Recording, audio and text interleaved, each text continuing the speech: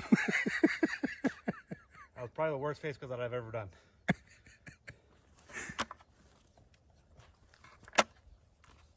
Nice work. Heck yeah, buddy.